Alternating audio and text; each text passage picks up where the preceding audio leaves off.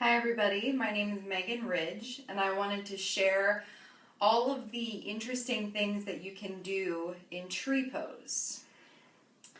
It's a great pose, it improves our balance, it strengthens the feet and ankles, and it's a really good pose to practice throughout your life because balancing becomes an issue as we get older, and we can reverse that effect by balancing more often. So tree can help keep you safe and maybe prevent falls.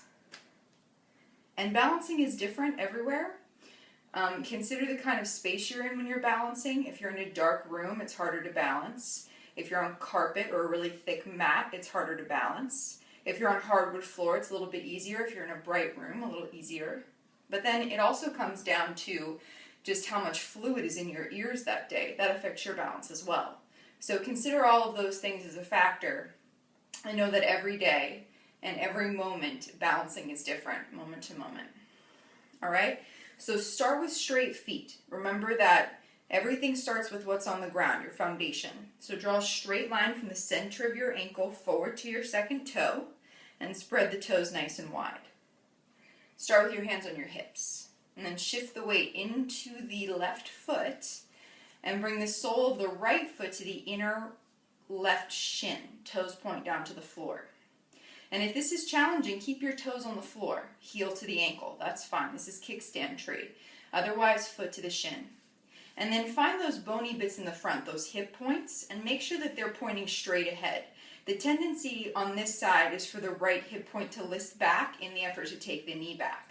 So can you keep your hip point straight and then lengthen from the inner groin to the inner knee and start to take the knee back without taking the hip point with it. And then draw the tailbone in so that both hip points lift equally. And then try reaching your arms up to the ceiling. Keep your shoulders relaxed. Now a focal point will really help with balance. And if you want to challenge the focal point, bring it up towards the ceiling. And then finally you might experiment with closing your eyes for periods of time.